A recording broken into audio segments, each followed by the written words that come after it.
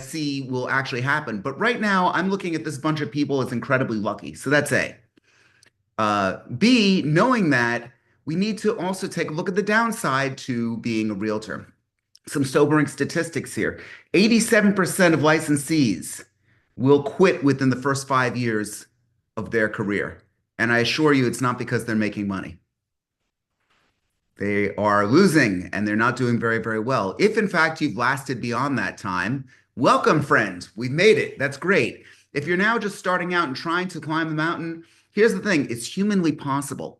It's humanly possible to be the number one. Somebody actually has to be it. And I'm going to just point out that you beat other odds before, whether you realize it or not.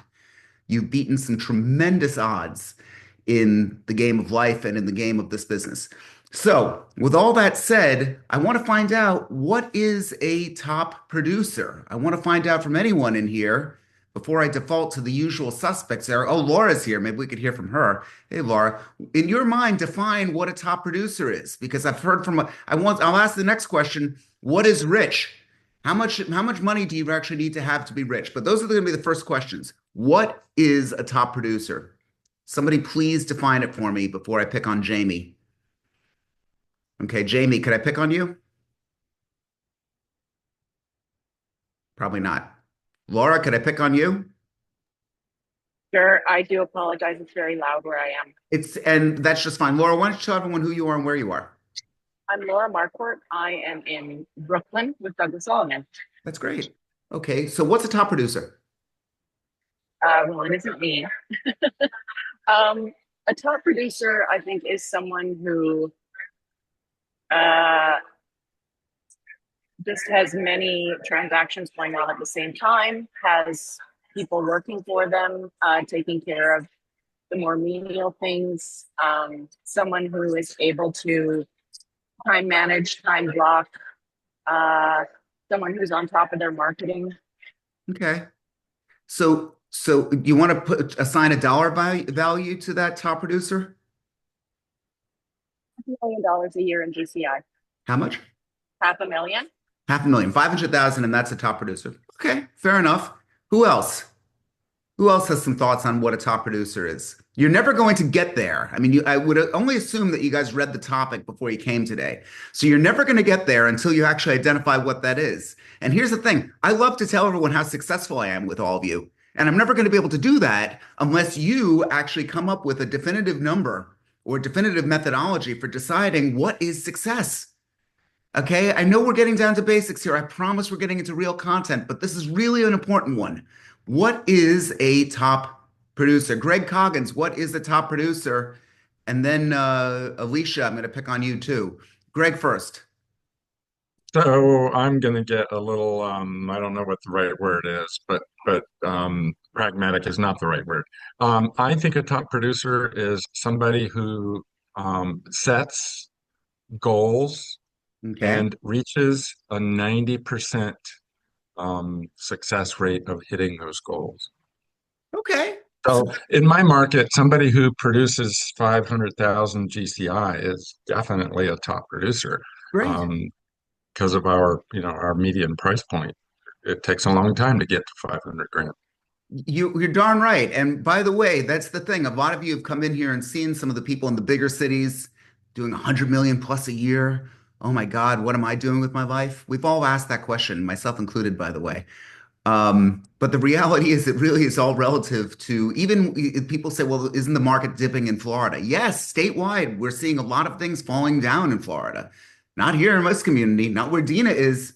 No, sirree, Bob, we don't have any properties. We've got buyers, but we can't satisfy them. So we're going to get on to this. I want to just, again, get to the heart of it here of what is a top producer. Alicia, you still here or did she run? I think she ran away. Oh, there she is. Okay. Yeah, I'm in Oh, the car. and you're Sorry. driving. Okay. The Yes. last thing I Um, like doing. What's the top that's producer? okay. To me, a top producer would be consistency. Back to like Laura's point, is someone that has like kind of negating the money part. I would say someone that has their operating procedures in place. They have a pipeline, um, constant pipeline of business for themselves, and they have significant market share, I would say, in their community.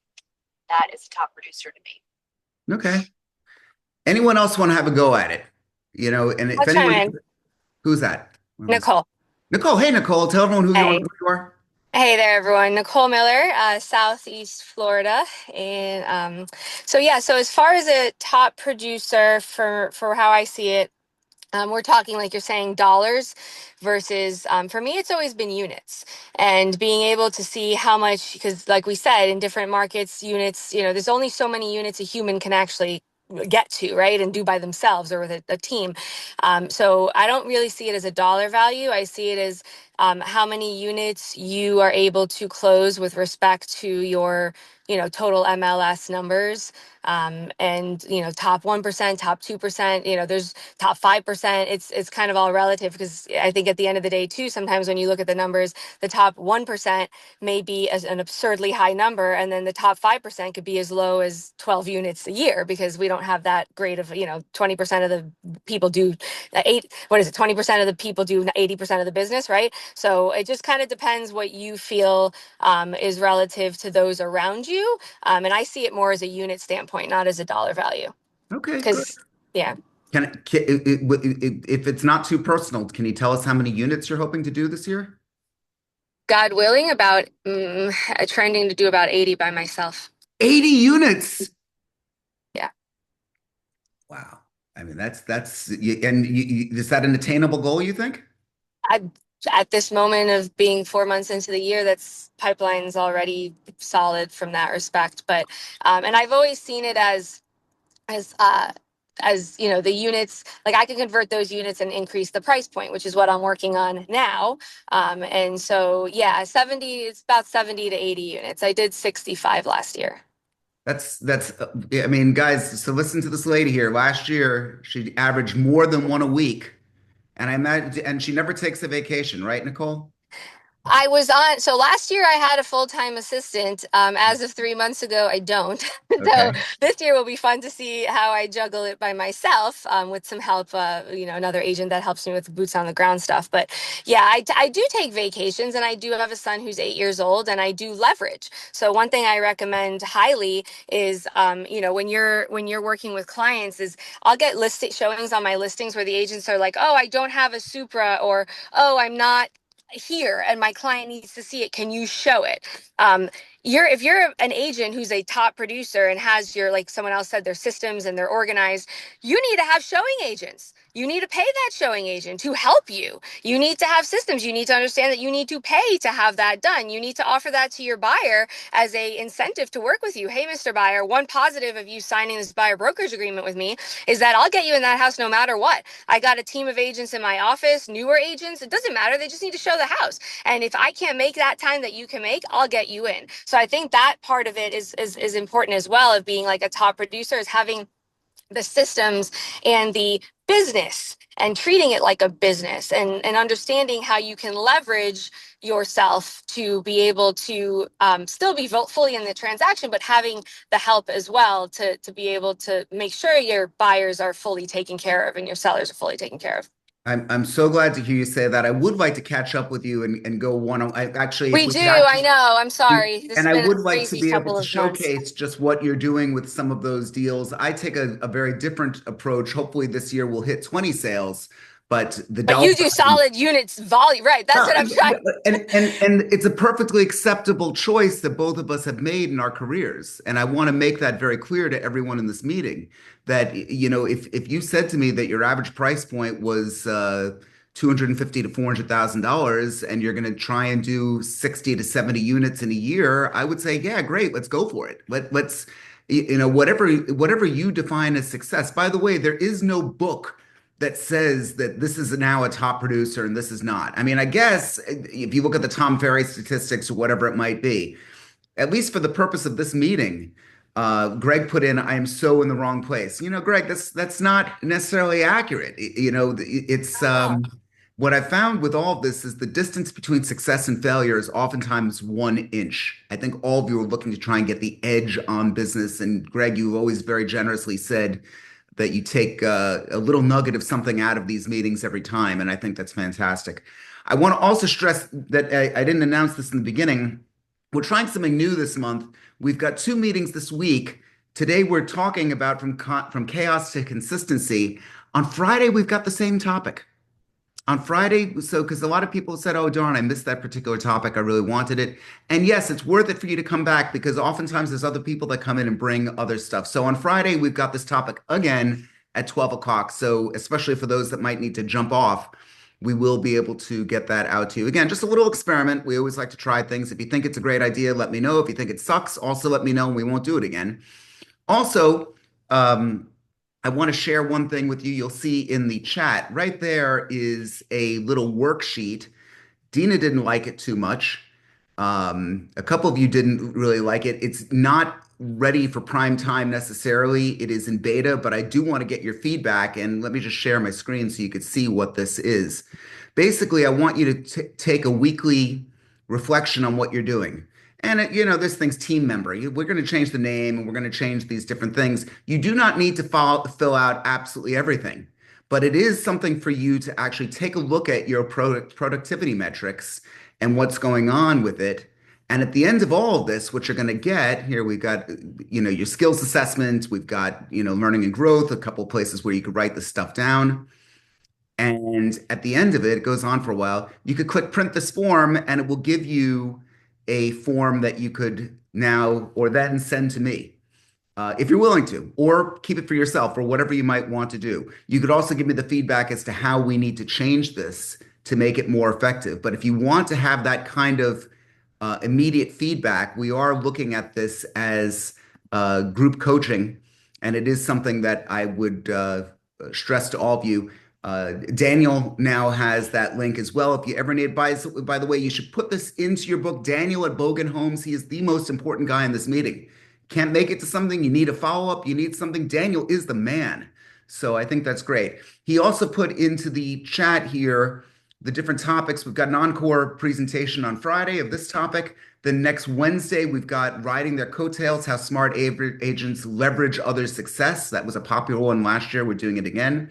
Now we're also talking about on the 21st, hyper local market domination. And then on the 23rd, newsletters. A lot of you said that they want to get into email newsletters. So we're going to be talking all about that. And then we're going to have an encore of that on Wednesday, the 28th of the newsletter. So that wraps up the month of May. Really exciting stuff. We're going to be getting into all the topics. I'm trying very hard to get the stuff out to you sooner rather than later so you understand all of that. Who else? From consistency to chaos. Who thinks that things are from chaos to consistency? Who else thinks that they've got a chaotic office now? I mean, who wants to share?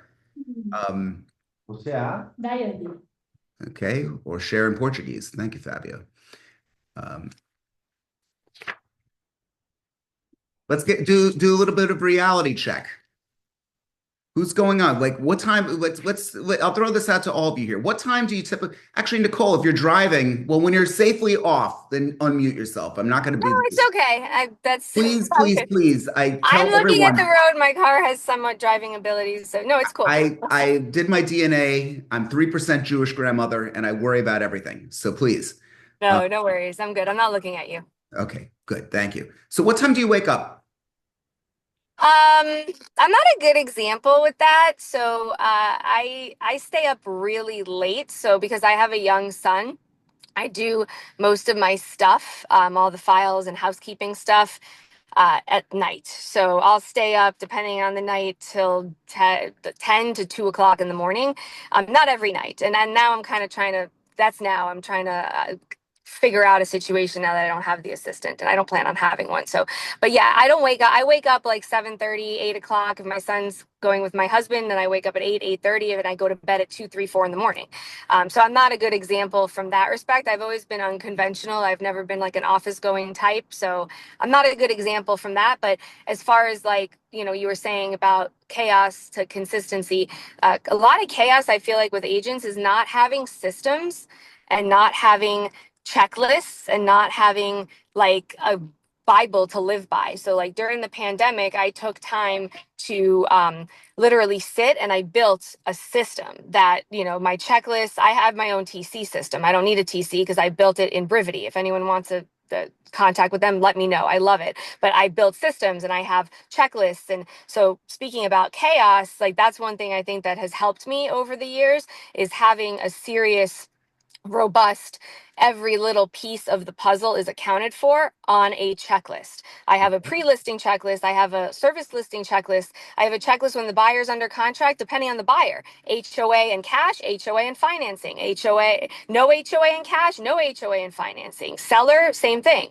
Everyone has a checklist, and those checklists keep maybe, get the chaos out of it. So I think that's a big thing that I see with a lot of agents is not having the systems. And then you go into the transaction and you're like, oh my God, I can't tell you how many agents have forgotten their loan commitment periods on my listings. It's very simple. You take some time to do it, but that's, more than the time you wake up for me is having those back end systems is what I would suggest. Okay. And with regards to the back end systems, you still need the discipline to actually use them.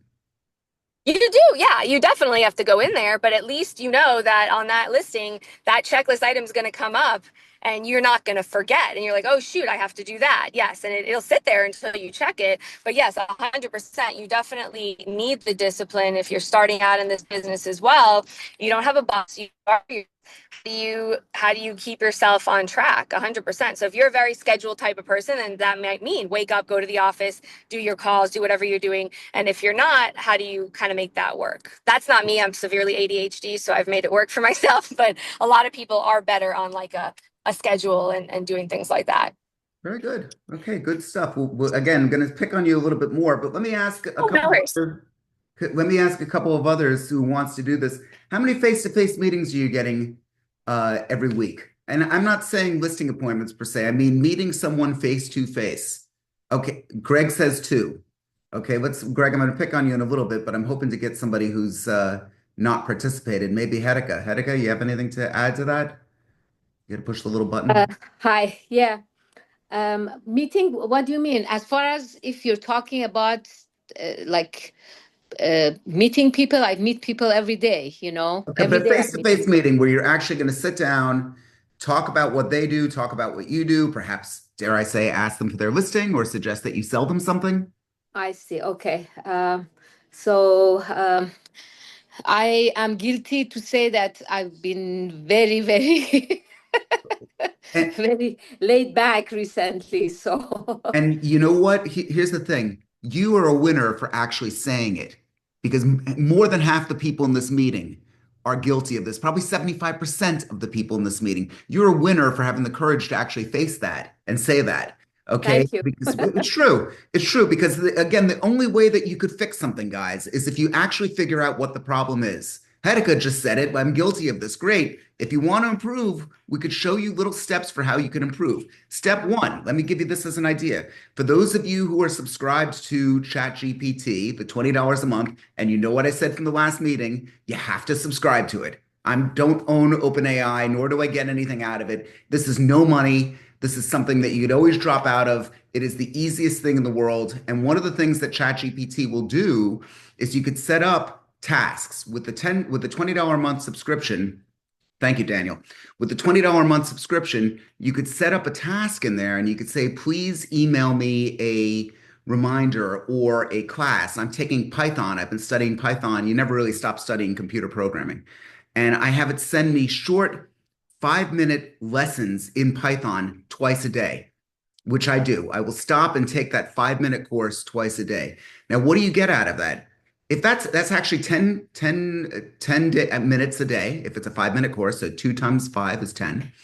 And let's say it's 5 days a week, which for me, it happens to be more, but let's go with that. We now have 50 minutes a week. Let's make it an hour, about an hour a week. That's 4 hours a month. That's 50 hours a year of extra time that I've wrapped up that I picked up from nowhere to learn Python. Isn't that remarkable? Isn't that remarkable if you could get yourself a whole other work week without time that you really thought of? And by the way, it's concentrated work. Here's another thing that I'm actually doing with that. It's that reminder to connect with one person, one new person in that time. And if all of you take this challenge of mine, I'm telling you that you need to connect with one new person a day. That's what you really need to truly do. And if you're already doing that, one more person than you've been doing. I know for a fact that that's going to have a positive outcome for you because the law of large numbers will always kick in. Hear that. The law of large numbers will always kick in. It's going to quite simply state that if you flip a coin 10 times, you've got a 5% or 50% chance of getting heads and a 50% chance of getting tails. Now, somebody's going to pull out a coin in this meeting and there'll be a wise ass and they'll put in there, it's like, I got 7 heads and 3 tails. Okay, that's right. That's where the law of large numbers kick in. Because if you actually do this now 1,000 times, you're going to be much closer to that 50-50 chance. Do you see what I'm getting at here? You see what I'm getting at? So when you fail, and you must embrace the failure, when you fail in the actual sale, when you're not getting the deal that you were really hoping to get, you actually are doing another coin toss. It's the same thing if you got the 7 heads and 3 tails. This was one of the times where, according to the law of large numbers, you were supposed to fail.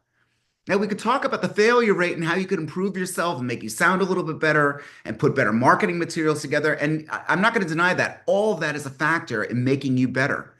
But if you really stop and think about it, the problem with most of you and the problem that most of you are having when it comes to your sales and consistency is A, the consistency in it, and B, that you're just not coming up to bat enough times. And if you don't want to cold call, if you don't want to do some of the proven things that people do because of whatever head trash you've got going on, or whatever reasons you don't, find something that you're going to be able to increase and do consistently. ChatGPT, this thing is a game changer if you want to do it. All you do is go into ChatGPT, put it in there and set up something saying, please remind me to call. And then you could say a random person, a random character. Think of the top 50 careers out there and send me a reminder to call one of those 50. Now, what it might be a lawyer, it might be a doctor, it might be a life insurance salesperson. Here's the thing. Want to talk about, anyone see the movie Take the Money and Run by Woody Allen? No Woody Allen fans? Dina doesn't watch movies. Anyone? Okay, it happens to be a sensational movie. I highly suggest it was made in the 1970s. Woody Allen played a character who was a bank robber. And he winds up getting arrested, going to prison.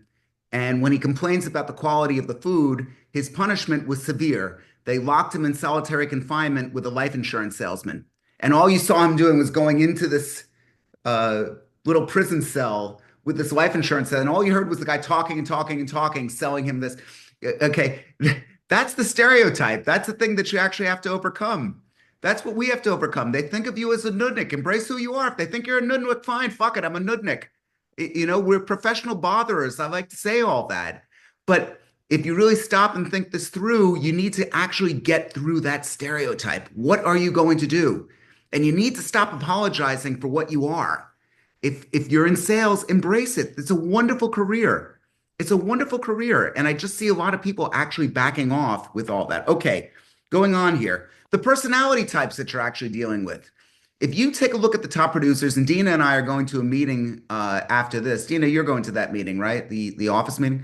Okay, so it's a top producer. How much is the unit, Dina? Do you know how much they're 25. Okay, $25 million unit. This agent, her name's Sonata Adzem. She was on $1 Million Listing Miami. She's a war survivor, you know, growing up in Bosnia. She's everything about, I adore her. I think she's a fabulous lady. I think she's really hardworking and she got all the success that she richly deserved, all 300 million a year that she actually sells. Remarkable, remarkable person. But there is a brand and consistency. If Daniel, if you could find it, Sonata on Instagram, and you could put her Instagram account. Again, I'm getting no free, in fact, she's my competitor, but she's got my unwavering respect. And if you look her up on Instagram or something, what you're going to see is the consistency in her message. That's something that all of us, myself included, need to lean in on. So Daniel, you'll find that in a minute. That's really important. Is Nicole still here? We're going to talk about her checklists in a minute as well. You know, one thing okay, good. Thank you. I'll get to you in 1 second. One thing I've got to say is that whole clear and preferred step-by-step process. We've talked about this again in past meetings. The Pomodoro technique is something that I like. It consolidates all the work that you're going to do into 25 minutes. That's it. And I have a Pomodoro every day to write handwritten notes to my community. In that time, I write between 3 and 4 notes in 25 minutes. A, my handwriting sucks, so I write very slowly. Um, B, I really want to look up and make sure that their property isn't currently on the market. And I also want to see if I could personalize it to any effect. So I'll take a look on Facebook and see, was there a birthday? Was there something going on? And then my goal is to actually get lunch, get out there, press the flesh. By the way, within a month, you start getting meetings. In fact, let me let you in on my little stats here. For every 7 letters that I send, I get a response. For every 7 handwritten notes that I send out there, I should say, even a positive response. And usually it's not, oh, here, Ed, come list my $10 million home. I wish it was. But what we actually get from that is, yeah, let's get together. Let's have lunch. Well, what do you think my home is worth? Well, my cousin may be moving down. This is part of the sales routine. Come hell or high water, I've got to spend my 25 minutes today because, again, going back to that coin toss, I know statistically 1 out of 7 of those notes. So if I send 3 or 4 and I send 3 or 4 tomorrow, guess what? I'm getting a call from someone. Isn't that nice? Was that worth the 50 minutes of work that was put in? We'll make it an hour just to make the math easy. So that's what I really want you to do. Nicole, aside from, if you're safely somewhere where you could unmute, again, I don't want to be the reason for your, okay, she didn't unmute. So, oh, there she is. Hi. Okay. I went to Costco and they don't open till 10, so I'm in the They park. don't open till 10, so we got you here. Okay. So aside from the calls, give us 1 or 2 things that you do consistently from a prospecting standpoint. So I built my business differently. I fell into I'm a senior real estate specialist, and not just the designation from the NAR. Like I do this at, like, this is the core. So none of my networking involves anything outside of senior based businesses. My relationships are with attorneys and all sorts of people in that space that assist the senior market. I do a lot of probates and everything. So my prospecting, honestly, is super light because it's relationship driven. And so it's just being top of mind. My prospecting is sending cards for birthdays, following up on Facebook posts that might lead to a card or some sort of note or a text message. Soft touches, very much so, is kind of what I have a lot. I'm very unsales, so I'm like flipped the script on the sales side of it. So most of my prospecting and daily activities is around just having those conversations and relationships that I've cultivated over the last decade. Lunches, meetings, touching base, calling, just that I'm there. It's really very light, but that's ultra specialized that I've just kind of put in myself. I will do things like, for example, the cards. I think there's a lot to be said about like the handwritten cards in the neighborhoods, following up when you have a listing and trying to get neighbors in the area, handwritten, that was very helpful for me in the beginning. I did a lot of that and I did get good responses on them. If you're working with a buyer and you don't have inventory, going and data mining IMAP, or I know everyone's in different parts of the country, but like data mining to be able to we could look and see, okay, the client's really interested in this community and there's nothing, or we saw the stuff that's there and it's not what they want. So then I go and I'll see on IMAP that community. I find, oh, they want a pool and they want water, and there's non-negotiable, like pool and water they need. So then I filter the list of pool and water for that type of home, 3 bedrooms, whatever it is they want.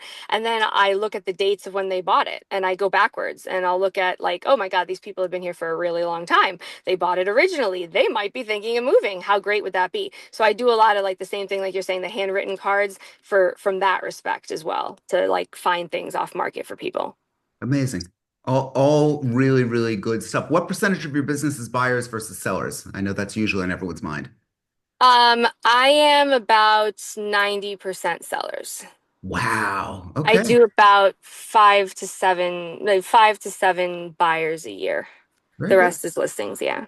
Very, very good. I got to say, very impressive. Very impressive numbers. Thank you. And work really hard. Again, what she makes, and she's got a good point there. The volume is for her. That's what it is. Now, what it is none of our business. Who gives a damn? Human nature is human nature. You know, if they're $1 million deals, doesn't sound like they are, but that would be great. If there are But I'm several raising, I'm working to raise that. I just fell into this and it just kind of snowballed from there. But I am like, I was really known as like the condo queen, and I do condos. I teach classes on condos, but if anyone knows Florida condos right now, it's a disaster, to say the least. It is a disaster. And so the amount of stress I have this year got me gray hairs. I've never been gray before. And so so now I'm trying to get myself out of that condo market. I'm referring condo leads at this point. I am not taking a single more condo listing until further notice at this point. So I'm trying to raise the price point. So yeah, I mean, at the end of the day, do I like to do that many units? It's a lot. It's a lot. So I'm trying to this is the year of like shifting into, and I have several listings in the high 900s, 1.5 million. So I'm breaking that now. And that's now my focus. Sure. Well, look, my guess is like me, do you do business with people you don't like? Absolutely not. Yes. So I'm the realtor that will meet at a listing appointment, and I'm classically trained in a past brokerage, no names mentioned, but very scripted, very like, don't leave until the listing agreement is signed. Like, I'm hell or high water. Like, I didn't do that. And so when I meet with people, I do not even have a listing agreement. And my premise is like, you're interviewing me as much as I'm interviewing you.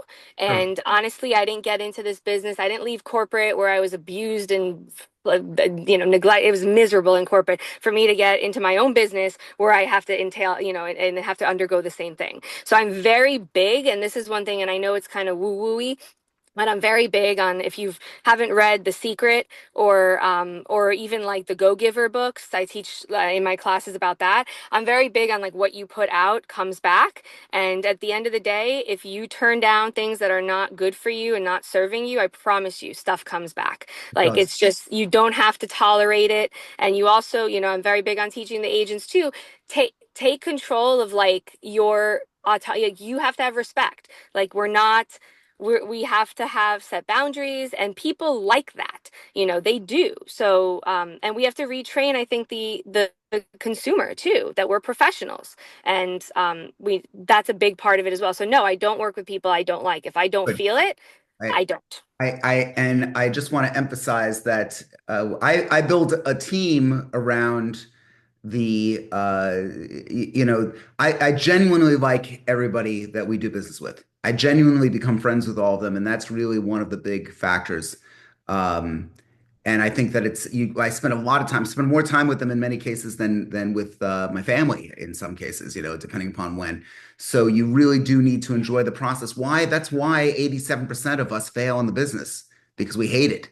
And if you don't like the people that you're doing business with. But Ed, that's my marketplace. Okay, rethink the career, A, and B, rethink that statement. There are people that are out there that, to me, a sale is the next natural step in the relationship.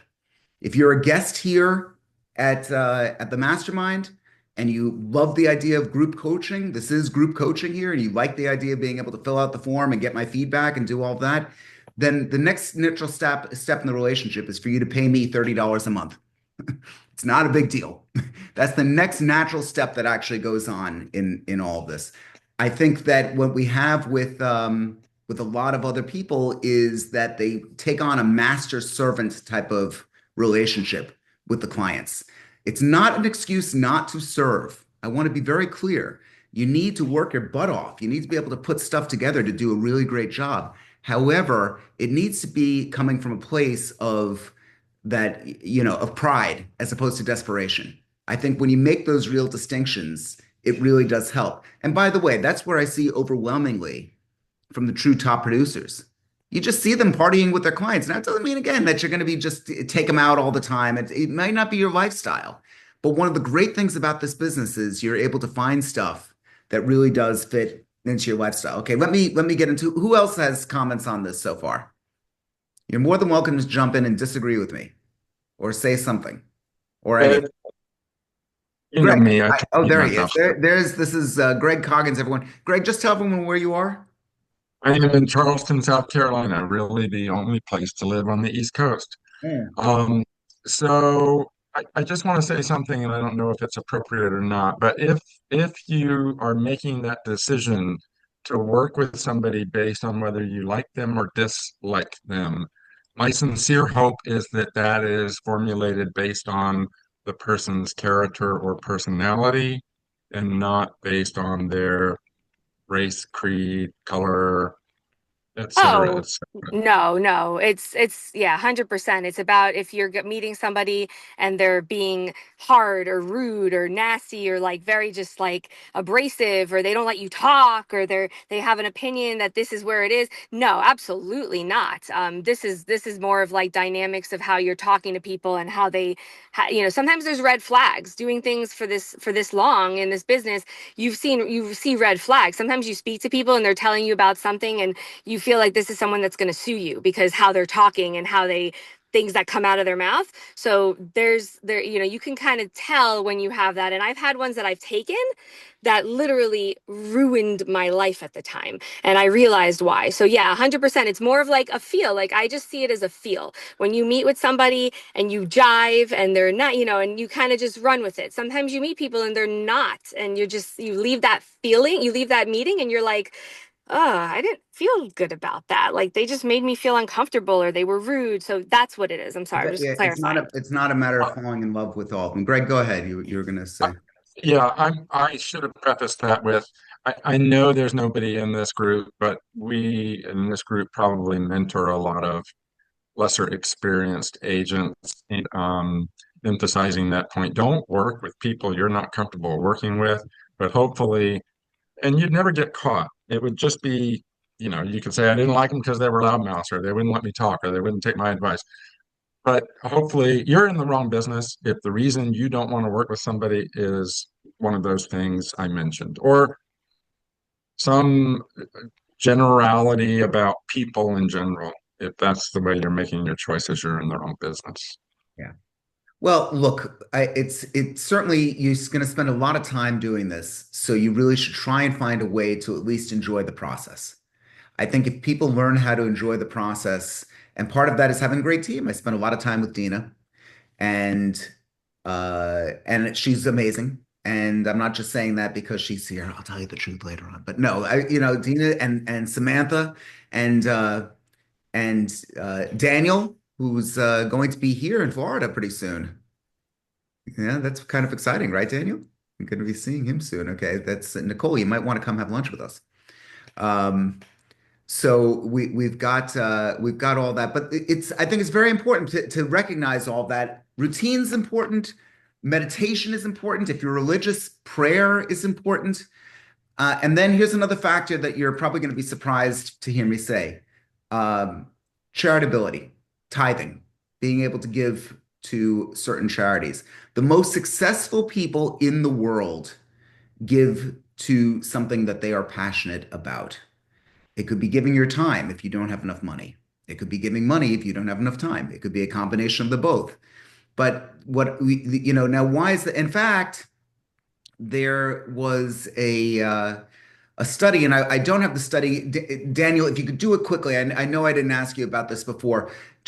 Google the Harvard study on being charitable. Something like for every dollar that you give in being charitable, you get back $1.60, according to this Harvard study. Now, again, you're going to give $100 to somewhere, and it'll be a scam, and you'll hate me for saying it. Okay, I don't want that to be the case, but I'm saying that there is something to it, both on a psychological level and on a human connectivity level. I am deeply involved in several different organizations, and they have all been incredibly enriching both to the soul and to my career. I'm now talking to someone I saw him yesterday. It will be a massive deal here if I'm able to get it, and it is a direct result of my involvement in a charity that I've met these people.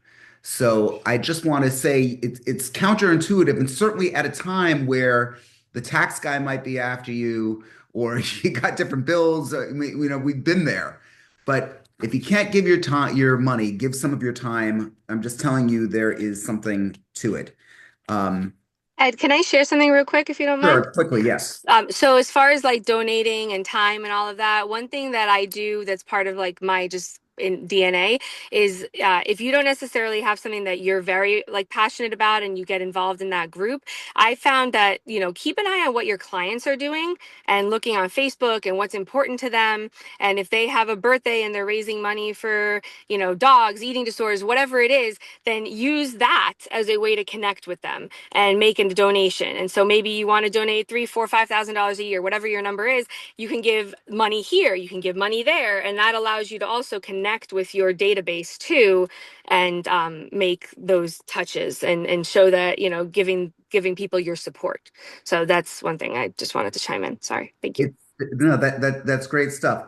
Here's a bunch of things. Here's a prescription to help you along. Now's the time for you to pull out your pen and write this down. Okay, here's 1, 2, 3, 4, 5, 6. 6 daily activities that you should do starting now. That's going to, if you do it consistently, you'll be thanking me in 90 days. In 90 days, you will be making money from this. So get the pen out. I'm deliberately giving you time for this. 1, I want you to track how many calls you've made to past clients. Okay, if you're new and you don't have any past clients, we'll figure out a past something. It could be in your past, all of you are old enough to have past careers. So just how many calls are you going to make to past clients? 2, how many calls are you going to make to people within your sphere of influence? 3, how much follow-up are you going to do with leads? 4, circle prospecting. But Ed, I don't have a listing right now. Great. The guy that does have the listing right down the street from you, call the next door neighbor. Hello, Greg. Did you see that 1234 Banana Street is now listed for X, Y, and Z? I'm actively looking for people that might want to buy it. Do you have any friends that are looking to move into this neighborhood? Ed, that's not your listing. I know, but I've got people but I've got a career to build here. Do you know of anybody? Okay, screw you. They hang up the phone. Next person. If that winds up being that way. Most people aren't that way. In your mind, you think that you're going to be the worst thing in the world. Everyone that I'll sit and make cold calls with suddenly realizes it's not that bad. And if you limit it with the Pomodoro technique to 25 minutes, or if you just say to yourself, I'm going to make one connection, it's going to be like, okay, so circle prospecting. This is the next one. Handwritten notes. Guys, please write notes. It is just the greatest thing in the world. And if you get it, you can't see it because my filter's on, but I've got my my note cards. It says Edmund Bogen on top. It's raised, so you feel it. It feels really nice. I feel my name all raised, you know? And they get it. Nobody get the, what do you get? Terry Robinson, what do you get in the mail every single day? And you dread it. Come on, say it for us. We all know it. Bills. Bills. We fucking hate bills. Okay, that's what it is. So when you get a handwritten note, it is genuinely a gift. And it's something that we've all forgotten. So I think it's really important. And then lastly, if you have the guts, and I suggest that you do, a personalized video message. We will be leaning in on some of these meetings to talk about AI avatars that you could create. We just created AI Dina, and she's fabulous. And these things do change over time as you change over time. If you want to be able to send a quick message to someone using the AI, that's something. If you embrace these 6 items, and if you really truly track that and figure out what I just described right now could take a total of an hour and a half, or it could take months. It could be one of the two. But if you're saying to yourself, okay, great, I'm going to call one past client. I'm going to call 2 people in my sphere of influence. Okay, so we're up to 3. I've got to follow up with leads. Well, I've only got a couple of those, so I'm going to make 1 call on that. I'm going to circle prospect 5 people in the neighborhood. Now we're up to 10. I'm going to write 3 handwritten notes. Great. And I'm going to send a personalized video message to somebody. Great. I just described maybe an hour and a half worth of work. Maybe. Okay. If you just do it, you will find success. Nicole Clark, were you trying to say something? Oh, Maybe? no, I was just agreeing with what you were saying. Oh, thank you. That's very sweet of you. Okay. So it really isn't all that tough. You know, the alternative to this is what? Put it into the chat. If you think that these are a bad idea, I've got a thick enough skin. Great. Tell me these ideas suck, but what are you going to do instead? What's the alternative? You tell me. So I suggest again that you get into this workbook. We work very hard putting these things together. Again, Daniel's put this out for all of you to download. We have a workbook with every single meeting. Our next meeting is going to be on Friday at 12. Same topic again. it still will go down a different route. We always do. So if you'd like to come back to that on Friday at 12, that would be great. If you know anybody that should come along, please do let us know. And with that said, I want to get to wants, needs, and brags. Now's the time of the meeting to talk about what you want, what you need, and what you'd like to brag about. Bragging today. Dina, what do we have to brag about? Do you have anything that you want to brag about, Dina Ulrich? Maybe? I was actually pretty excited that we created AI Dina. Okay. That's a brag. That was a lot of fun. That's Edmund walked me through it, and I've been saying I wanted to do this for a while, and he was like, "Let's just do it." And I downloaded the app Captions, Yeah. and we did it in there. It was amazing. It is the coolest thing. It is really cool. So that was like a big thing that I was kind of happy that we did, and I want to work on it some more. And we certainly will. And by the way, guys, if anybody ever wants some advice on that, definitely give me a buzz. It doesn't cost a lot of money, and it's something that could really get the consistency out there. For example, from this meeting, and we'll be having meetings on this in June. This meeting's been recorded. All of you know this.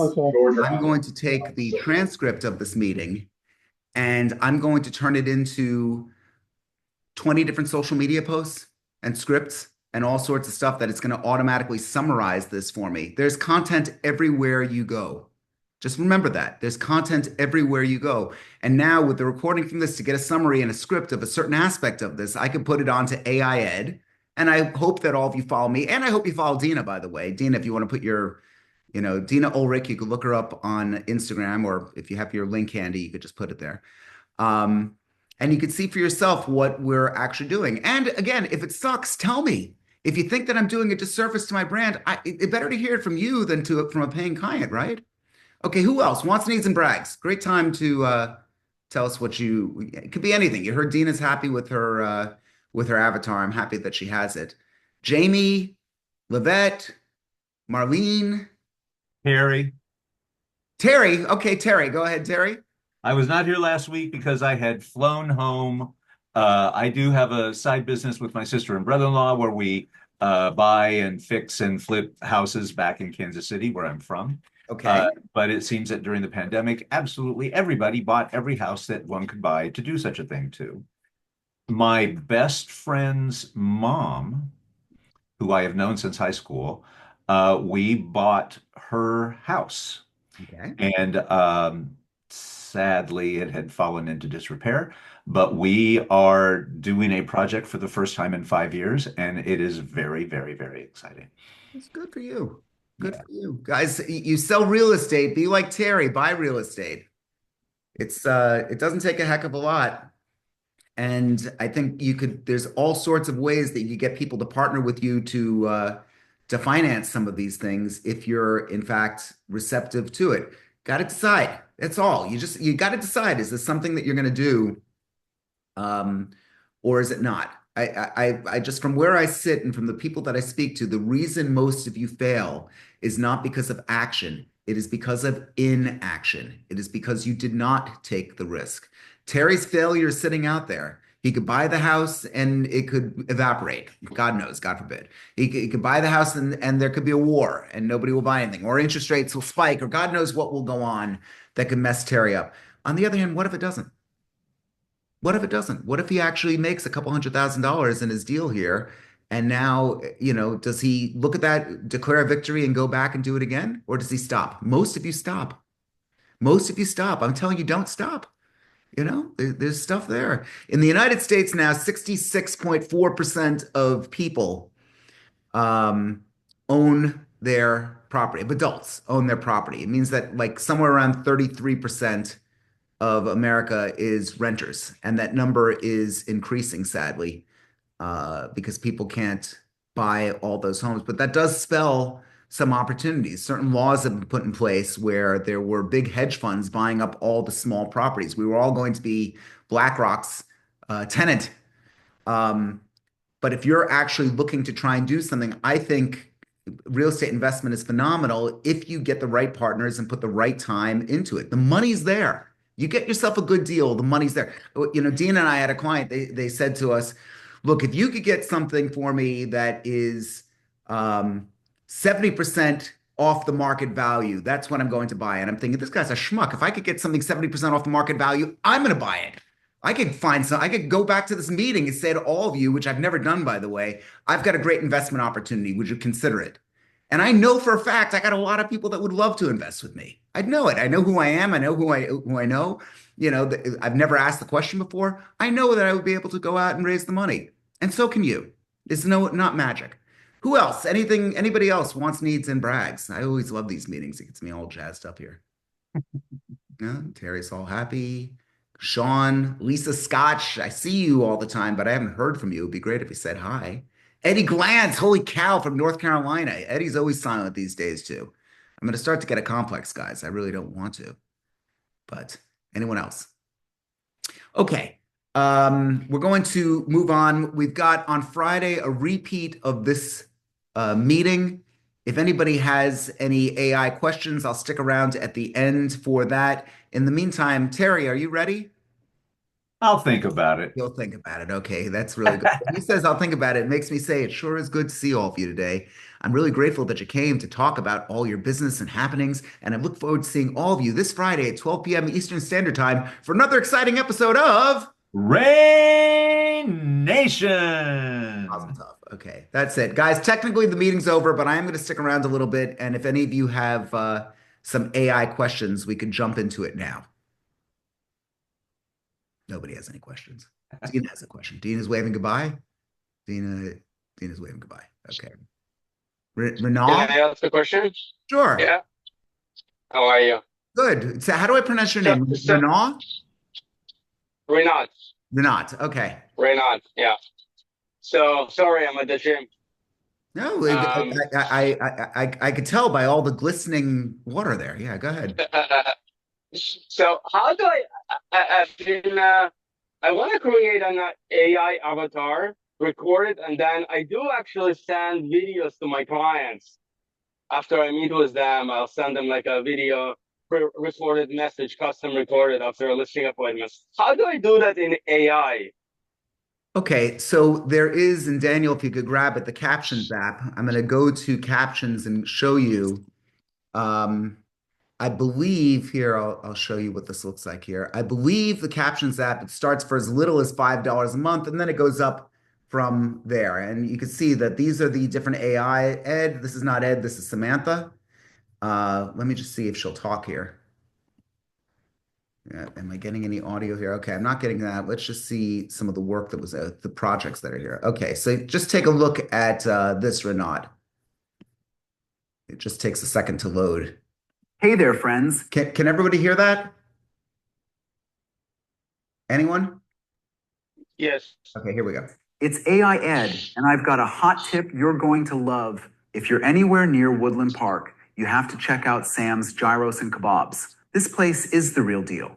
Authentic Mediterranean flavor, huge portions, and the kind of hospitality that makes you feel like family. Sam is the heart and soul of this restaurant. He remembers your name, your order, and he genuinely cares about every single customer. The lamb gyros, unbelievable. Okay, I'm not going to go on with the lamb gyros, but this guy Sam came to our meeting a week ago or 2 weeks ago, and that was when I was giving that demo, Renaud, of what that whole thing was my AI avatar.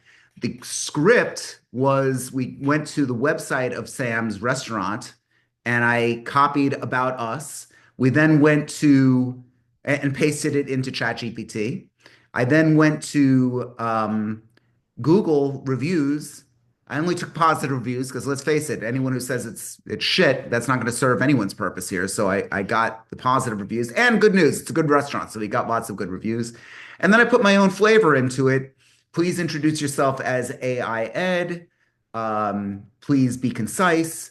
Please give a pitch for whatever I want to give a pitch for. And then at the end of all of this, please create for me a 45-second script. And let me just show you what that looks like, Renat. Just too much stuff is on my screen here. Sorry, guys. Okay, so let's just. Okay, so we have here.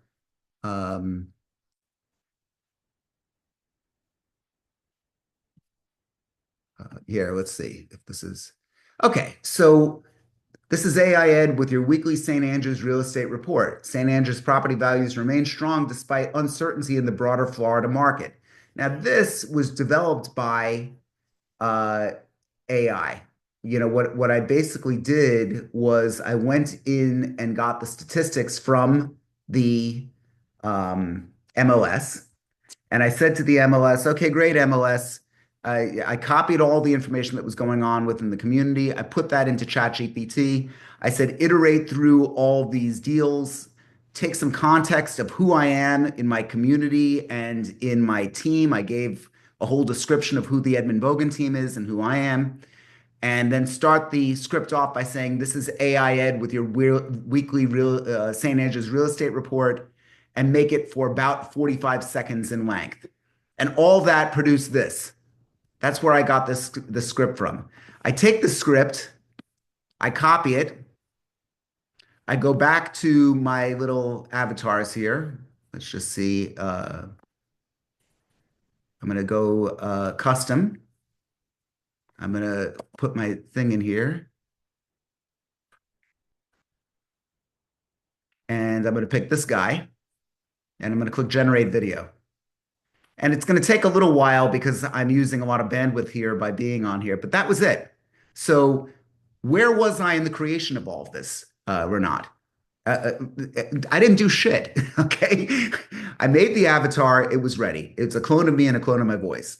I took the statistics from the MLS and I put it into ChatGPT. I told ChatGPT to take a critical look at these statistics and to take a look at who I am based on the bio of me and my team. And from that, it produced this thing.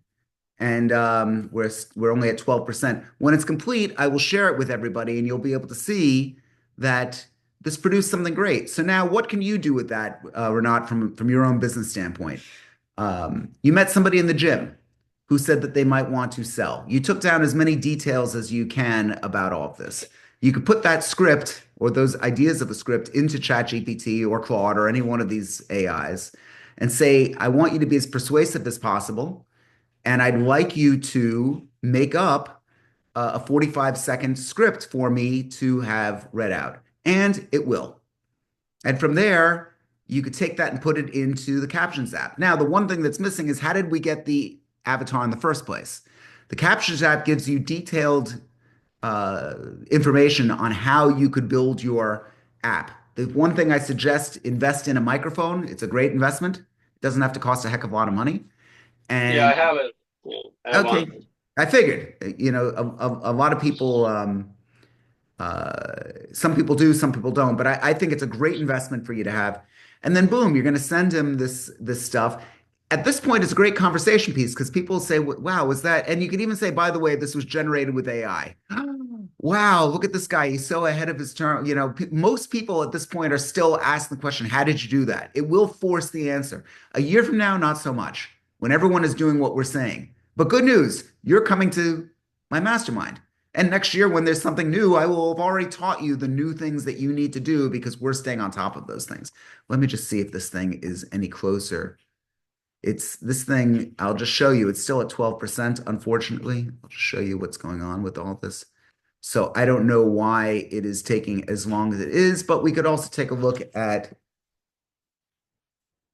some of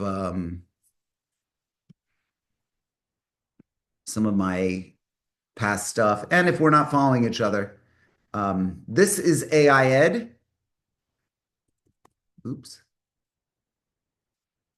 In your farm area have a 50% chance of selling in the next 18 months. That's the power of predictive analytics, available now through AI tools like ChatGPT. By combining demographic data, mortgage info, life events, and property traits, AI highlights properties more likely to sell. Okay, so that was one post that I made. This is Real Ed. Metaphor alert. Watch this. You see this here? Mango tree in the backyard. We've got low-hanging fruit. It's going to be good, but you know what? It will never be as great as the stuff that you have to climb the tree for. What sales are you missing out because you're just trying to get the low-hanging fruit? Think about it. Okay, so that was, one was fake, one was real. The thing with that is Captions app will edit both. So if you're curious to see, you've made a video, you like all that crazy stuff flying around, it's going to take a little while for me to show you that. But good news, on YouTube, there's tons of explaining videos on how to do it. I'm glad that you asked the question. I think all of you need to learn how to be that kid that took the toaster apart and got his mom all upset. That was me. I was always taking shit apart to try and learn stuff. Let me just see where my avatar is now. This thing is not advancing. I do believe that it's because we are using up a lot of bandwidth here, so it's not really coming up. But Renat, I hope that answers your question. Who else is It there? does. Thank you. No, thank you. Who else have questions? Sherry, maybe, or Octavia, or Nicole, Jean-Luc, Marlene. Anyone? It's a good time to ask. Maybe. Avez-vous compris? Hello? No? Okay. Look, guys, it's great to see everybody. I hope to see all of you on Friday, and thank you so much for coming. Take care.